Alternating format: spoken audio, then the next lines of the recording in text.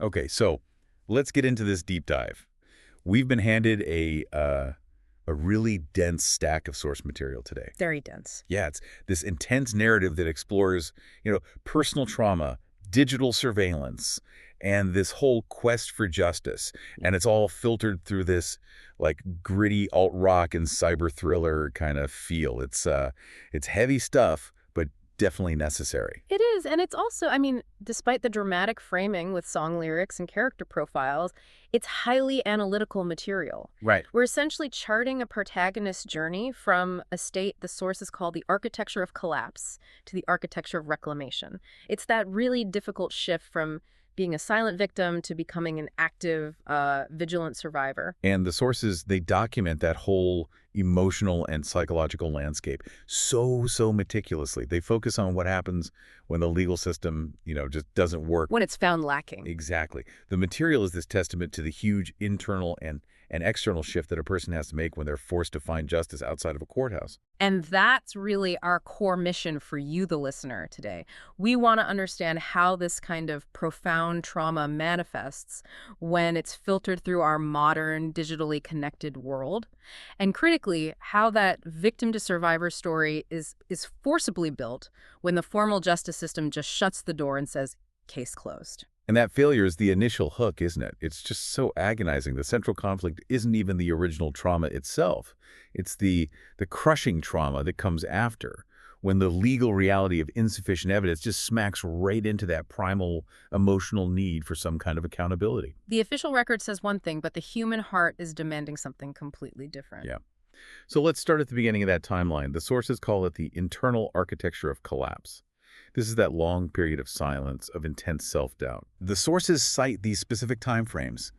It's almost like a countdown. 1,000 days of I'm okay, and a long season in the silence. Then it gets even more specific.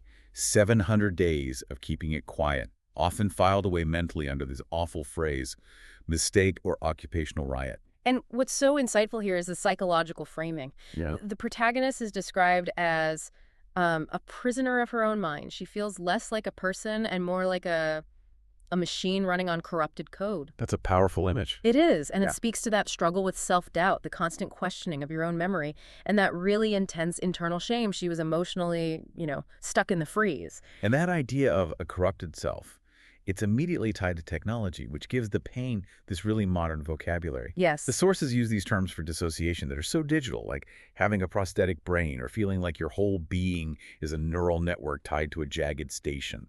It's that feeling of a self that's just been shattered, where the abuse has broken the core operating system. And this isn't just, poetic language. It really mirrors how survivors often describe complex PTSD. How so? It's where the brain's core architecture, the system for safety, for memory, for emotional regulation, has fundamentally broken down. So these digital terms, they provide this stark, relatable vocabulary for a chronic psychological injury. And this internal corruption, it connects directly to the external threat of what the sources call digital contamination. Yes, that's the waking nightmare. It shifts the focus from just psychological damage Ah. to this existential technological fear.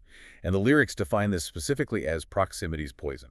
Proximity's poison is, well, it's the sheer terror that your passive digital metadata, your GPS, proximity sensors, shared Wi-Fi, is sealing you together with someone else in what they call a binary phase, regardless of the actual context of the relationship. The source points to the horror of just two phones sitting on a nightstand edge. Right. So the argument is that the algorithm, by logging those same coordinates over and over, it just decides the connection was stable, that it was faithful and ordinate. It just assumes normalcy. Exactly. It doesn't log coercion. It doesn't know about power dynamics. It just knows two data points intersected repeatedly, which, in the eyes of the digital system, leads to guilt by association.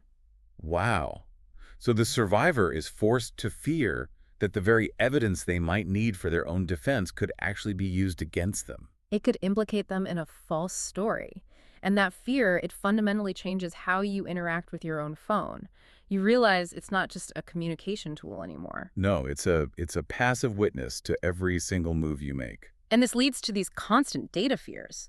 The survivor is terrified, the algorithm thinks she is like him, Or worse, that her own digital safe space, support forums, the books she reads, her private search history, could be exposed and twisted. The device itself stops being a personal space. It becomes a hazardous container. The privacy walls feel like they're made of glass. That's just a harrowing state to live in. But okay, let's shift gears a bit. What happens when the violation isn't just about metadata, but it moves into, like, outright identity theft? This is where we get into the source's commentary on the violation that continues after the physical trauma is over. Section 2 gets into deep fakes and non-consensual image use. The survivor feels like a ghost inside the machine, where the abuser is still the one running the code. Feeding the machine. Yes, they use the survivor's face and voice to create a lie, a digital mask on a stranger's body. And the imagery they use for this is just chilling. It suggests it's a calculated, continuous act. The abuser is described as stitching my eyes on a stranger's skin and using that image to fill the void in your empty space. It captures the unique agony of digital abuse. The core realization is that digital memory, it has no statute of limitations. The trauma becomes asynchronous. It can keep violating you long after the physical event is over. The abuser is resurrecting things that should remain unseen. And keeping that memory alive on a server, which effectively stops the victim from ever getting closure. Dead on paper, but you keep it alive. Yeah. That's the real sting of this digital residue, isn't it? The violation feels permanent because the internet is permanent. And the powerlessness is just palpable. You can feel it in the sources. The quotes express that desperation, that feeling that there's no password I can guess from here and no magic button to make the server clear. Right. The conclusion, there is no digital cure. It just drives home the point that this violation, which is without a touch, still hurts so much. You can clean up your physical life, but you can't format their server. So if the digital world creates this inescapable prison, what's the key? How does the protagonist pivot from that paralysis, from the freeze, into action? This is the transformation. It's the moment the architecture of collapse, it collapses, and the architecture of reclamation begins.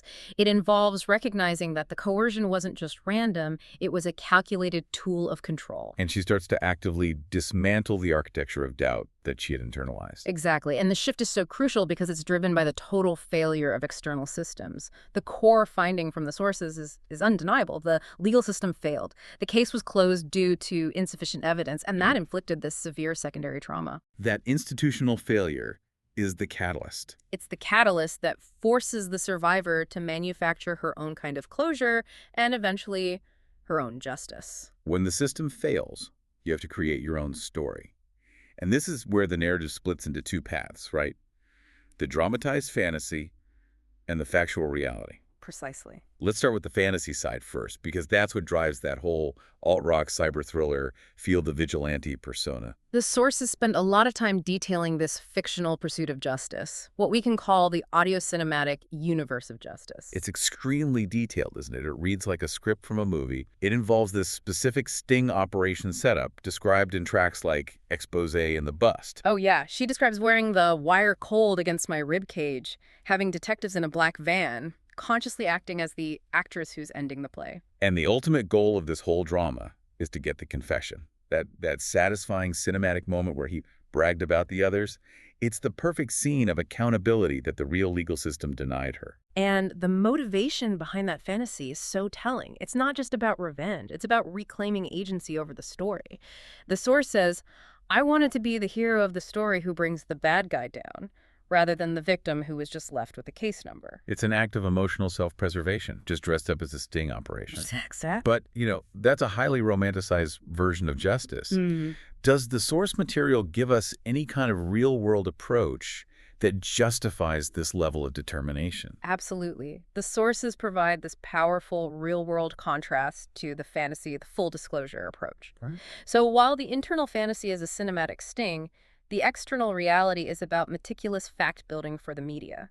It's this recognition that if the courthouse doors are closed to you, public opinion becomes the new court. So this means systematic, meticulous work, moving from that emotional reaction to a purely analytical, almost research-based process. Precisely. It involves documenting every single shadow, keeping detailed notebooks, saving tapes, and working with a network she describes as a newsroom full of angels. Journalists who validate the story, who verify the targets. Right. The goal is to get a public expose, to turn the truth into the headline on the front page you can't tear down.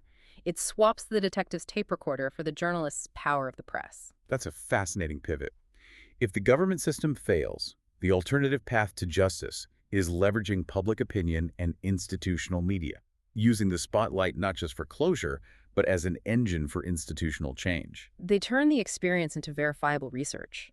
But the risk is immense. Because this public approach, it demands the survivor confront that final, necessary internal battle, the judge in my head, which is fueled by society's expectation of what a perfect victim should be. And this is where tracks like Want a Perfect Victim and Raging Bull are just so powerful. They break down that insidious, pervasive logic of victim blaming. Society judges the picture from outside of the frame. They look at the initial interaction, but not the coercion. They whisper that you can't complain about the fire if you struck the match. The story becomes about the survivor's choices, not the perpetrator's actions. Which leads to that brutal internal questioning. Why did you freeze? Why didn't you fight? And that self-questioning is arguably just as damaging as the initial trauma because it weaponizes shame. So that realization, that internal declaration of innocence, that's the hardest part, isn't it? It's where the story shifts from just reporting on trauma to actually reporting on agency. It is. But the narrative pivots completely. The survivor hands down her own internal verdict. She realizes the twisted logic she was internalizing was based on blame, and she reclaims the narrative by declaring a simple, objective truth. Stop is a word that is simple and clear. And that final declaration, the shame belongs to you, it never belongs to me. That self-given verdict is definitive. I'm innocent, and ultimately I'm setting me free. That conclusion is the real architecture of reclamation. It's an internal structural change that no court can ever grant you. And that freedom leads directly to the final, active step of reclaiming agency, which the sources call the grid.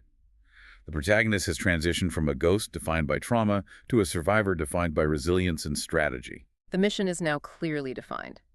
Survive the fallout, live honestly, and rebuild your life from scratch.